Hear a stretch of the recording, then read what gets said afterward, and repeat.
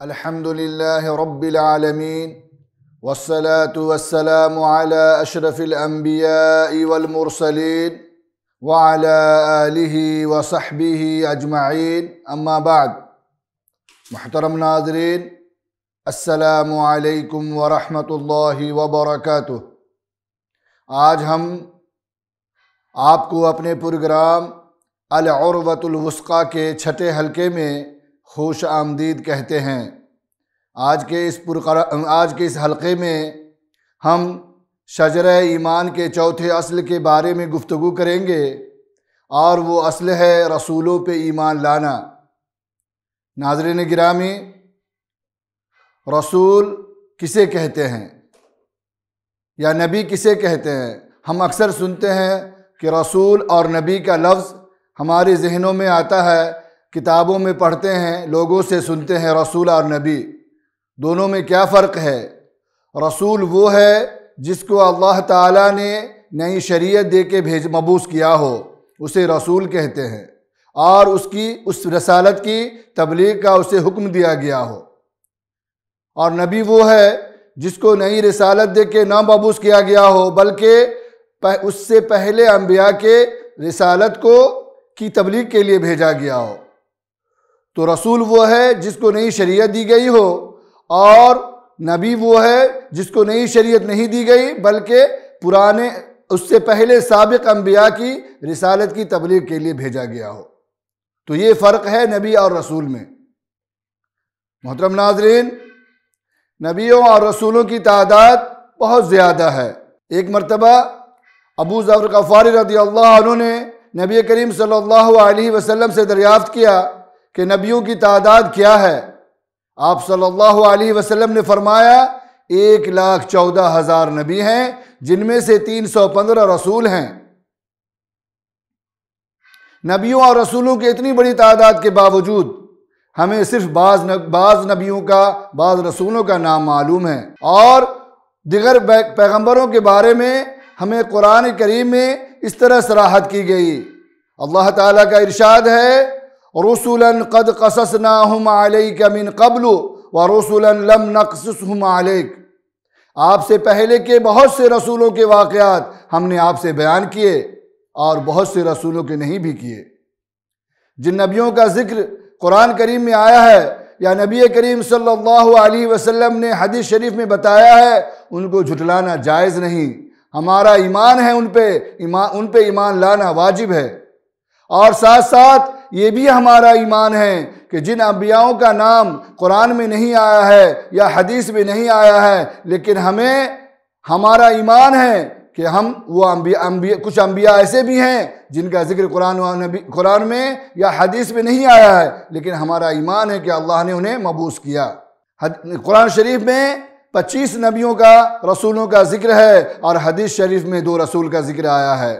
وہ یہ ہے آدم علیہ السلام، شیس علیہ السلام، ادریس علیہ السلام، نوح علیہ السلام، ہود علیہ السلام، صالح علیہ السلام، ابراہیم علیہ السلام، لوط علیہ السلام، شعیب علیہ السلام، اسماعیل علیہ السلام، اسحاق علیہ السلام، یعقوب علیہ السلام، یوسف علیہ السلام، ایوب علیہ السلام، ذوالکفل یونس علیہ السلام، موسیٰ علیہ السلام، ہارون علیہ السلام، یوشع بن نون علیہ السلام، الیاس علیہ السلام، الیسع علیہ السلام، داؤد علیہ السلام، سلیمان علیہ السلام، زکریا علیہ السلام، یحییٰ علیہ السلام، عیسیٰ علیہ السلام، وآخرہم، آخر نبی جو ہیں نبی کریم صلی اللہ علیہ وسلم ہیں۔ اللہ تعالیٰ نے ان انبیاء کے درمیان، ان رسولوں کے درمیان آپس میں ایک دوسرے پہ افضلیت دی ہے، بخشا ہے۔ قرآن کریم میں ذکر ہے، تِلْكَ الرُّسُلُ فَضَّلْنَا بَعْدَهُمْ عَلَى بَعْدٍ مِّنْهُمْ مَنْ كَلَّمَ اللَّهُ وَرَفَعَ بَعْدَهُمْ دَرَجَاتٍ وَآتَيْنَا عِيسَى ابْنَ مَرْيَمَ الْبَيِّنَاتِ وَأَيَّدْنَاهُ بِرُوحِ الْقُدُسِ۔ یہ وہ رسول ہیں جن میں سے ہم نے بعض کو بعض پہ فضیلت دی ہے، اور بعض سے اللہ تعالیٰ ہم کلام ہوئے، اور بعض کے درجات بلند کیے۔ ہم نے عیسیٰ ابن مریم کو دلیلوں سے نوازا ہے، اور ان کو روح قدس دیا، ان کو روح قدس سے تائید کی ان کی۔ اور اللہ تعالیٰ کا ارشاد ہے وَلَقَدْ فَضَّلْنَا بَعْدَ النَّبِيِّينَ عَلَى بَعْدٍ، ہم نے بعض کو بعض نبیوں پہ افضلیت بخشی ہے۔ افضل نبی، افضل پیغمبر اولو العزم ہیں۔ اللہ تعالیٰ نبی کریم صلی اللہ علیہ وسلم کو حکم کرتے ہوئے فرماتے ہیں فاصبر کما صبر اولو العزم من الرسل ولا تستعجل لهم تم صبر کرو، تم ایسا صبر کرو جیسا کہ صبر عالی ہمت رسولوں نے کیا، اور ان کے لیے عذاب طلب کرنے میں جلدی نہ کرو۔ اور وہ اولو العزم رسول وہ ہیں محمد صلی اللہ علیہ وسلم، نوح علیہ السلام، ابراہیم علیہ السلام، موسیٰ علیہ السلام و عیسیٰ علیہ السلام۔ ان سب میں سب سے افضل پیغمبر محمد صلی اللہ علیہ وسلم ہیں، سب سے اشرف، سب سے افضل اور سب سے آخری نبی محمد صلی اللہ علیہ وسلم ہیں۔ یہ تمام مخلوقات میں سب سے اعلیٰ اور اشرف مخلوق ہیں۔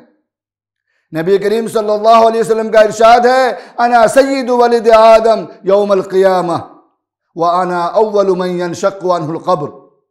یہ مسلم شریف کی روایت ہے کہ میں بنی آدم کا سردار ہوں، آدم کی اولاد کا سردار ہوں۔ قیامت کے دن میں بنی آدم کا سردار ہوں گا، اور میں ہی وہ شخص ہوں جو سب سے پہلے قبر سے نکالا جائے گا۔ ناظرین گرامی، رسولوں اور نبیوں پر ایمان لانے میں 5 چیزوں کی رعایت بہت ضروری ہے۔ سب سے پہلی بات یہ ہے کہ ان کی نبوت کی تصدیق کرنا، کہ وہ جو چیز لے کر آئے ہیں وہ اللہ تعالیٰ کی طرف سے ہے۔ اللہ تعالیٰ کا ارشاد ہے والذین آمنوا باللہ ورسولہ اولئک هم الصدیقون، اور جو لوگ اللہ اور اس کے رسول پر ایمان رکھتے ہیں وہی لوگ اپنے رب کے نزدیک صدیق کہلاتے ہیں۔ دوسری بات یہ ہے پیغمبروں کے درمیان کوئی تفریقہ نہ کرنا۔ اللہ تعالیٰ کا ارشاد ہے آمن الرسول بما انزل الیہ من ربہ والمؤمنون کل آمن باللہ وملائکتہ وکتبہ ورسلہ لا نفرق بین احد من رسلہ وقالوا سمعنا واطعنا غفرانک ربنا والیک المصیر۔ رسول ایمان لائے اس چیز پر جو اس کی طرف اللہ کی جانب سے بھیجا گیا، اتارا گیا، اور مومن بھی ایمان لائے، سب اللہ پہ ایمان لائے، ان کے فرشتوں پہ ایمان لائے، ان کی کتابوں پہ ایمان لائے، ان کے رسولوں پہ ایمان لائے۔ ہم ان کے رسولوں میں کسی کے بیچ تفریقہ نہیں کرتے۔ اور ان لوگوں نے کہا کہ ہم نے سنا اور ہم نے اطاعت کی، اے اللہ ہمیں معاف فرما، ہمارے پروردگار ہم تو تمہاری ہی طرف لوٹنے والے ہیں۔ تیسری بات یہ ہے کہ ہم پیغمبروں کی توقیر کریں، اس کی عزت کریں، اس کا احترام کریں۔ اللہ تعالیٰ کا ارشاد ہے لِتُؤْمِنُوا بِاللَّهِ وَرَسُولِهِ وَتُعَزِّرُوهُ وَتُوَقِّرُوهُ وَتُسَبِّحُوهُ بُكْرَةً وَأَصِيلًا، تاکہ تم اللہ اور اس کے رسول پر ایمان لاؤ اور اس کی مدد کرو اور اس کا ادب کرو اور اللہ کی پاکی بیان کرو صبح و شام۔ چوتھی بات یہ ہے کہ ہر امت کے لیے اپنی نبی کی شریعت پہ عمل کرنا واجب ہے۔ ہر امت کے لیے اپنی نبی کی شریعت پہ عمل کرنا واجب ہے، اور ساتھ ساتھ یہ جاننا ضروری ہے کہ نبی کریم صلی اللہ علیہ وسلم جو شریعت لے کر آئے وہ آخری شریعت ہے، اور آپ آخری نبی ہیں، اور اللہ تعالیٰ نے دین کو آخری دین اختیار کیا، آخری دین بنا کر بھیجا۔ اسلام سے پہلے جتنے بھی ادیان آئے سب منسوخ کر دیے گئے۔ پانچویں بات یہ ہے کہ انبیاء علیہ السلام کی عصمت پہ یقین رکھنا۔ ہمارا یقین جازم ہے، ہمارا ایمان کامل ہے کہ انبیاء کرام علیہ السلام کیا ہے؟ معصوم ہیں۔ انہوں نے اپنی شریعت کی تبلیغ میں کوئی کسر نہ رکھی، کوئی خیانت نہیں کی، اور گناہ کبیرہ و صغیرہ سے معصوم ہیں، پاک ہیں۔ ناظرین گرامی، آدم علیہ السلام سے لے کر نبی کریم صلی اللہ علیہ وسلم تک جتنے بھی انبیاء کرام آئے سب کی ایک ہی دعوت تھی کہ ایک اللہ کی عبادت کرو اور اس کے سوا کسی کی عبادت نہ کرو۔ اس بات کا اندازہ ہمیں لگتا ہے جب ہم قرآن کریم میں انبیاء علیہ السلام کی دعوت کا مطالعہ کرتے ہیں، جیسا کہ فرمان باری تعالیٰ ہے ان الدین عند اللہ الاسلام، جو بے شک دین اللہ کے نزدیک اسلام ہے۔ اور اللہ تعالیٰ کا ارشاد ہے وَمَن يَبْتَغِي غَيْرَ الْإِسْلَامِ دِينًا فَلَن يُقْبَلَ مِنْهُ وَهُوَ فِي الْآخِرَةِ مِنَ الْخَاسِرِينَ، جو شخص اسلام کے علاوہ کسی دین کو اپنائے گا اس سے وہ قبول نہیں ہوگا، اس سے وہ کوئی دین قبول نہیں ہوگا اور وہ آخرت میں خسارے میں ہیں۔ اسلام ہی وہ دین ہے جس کی تمام انبیاء نے دعوت دی۔ غور فرمائیں کہ نوح علیہ السلام اپنی قوم سے مخاطب ہیں، وَأُمِرْتُ أَنْ أَكُونَ مِنَ الْمُسْلِمِينَ، اور مجھ کو حکم کیا گیا کہ میں مسلمانوں میں سے رہوں۔ اسلام ہی وہ دین ہے جس کا حکم اللہ تعالی فرماتے ہیں ابراہیم علیہ السلام کو، اذ قال له ربه اسلم قال اسلمت لرب العالمین، جب ان سے کہا گیا، جب اس کے رب نے ان سے کہا کہ مسلمان ہو جا، آپ نے کہا کہ میں اللہ رب العالمین کے لیے، اللہ رب العزت کے لیے مسلمان ہو گیا۔ اور ابراہیم علیہ السلام، یعقوب علیہ السلام اپنی اولاد کو اس دین کی وصیت کرتے ہیں۔ قرآن شریف میں اللہ تعالیٰ کا ارشاد ہے، فَلَا تَمُوتُنَّ إِلَّا وَأَنْتُمْ مُسْلِمُونَ، خبردار تم مسلمان ہی مرنا۔ اور موسیٰ علیہ السلام اپنی قوم کو خطاب کرتے ہیں، یا قومی ان کنتم آمنتم باللہ فعلیہ توکلوا ان کنتم مسلمین، اے میری قوم اگر تم اللہ پہ ایمان رکھتے ہو تو اسی پہ توکل کرو اگر تم مسلمان ہو۔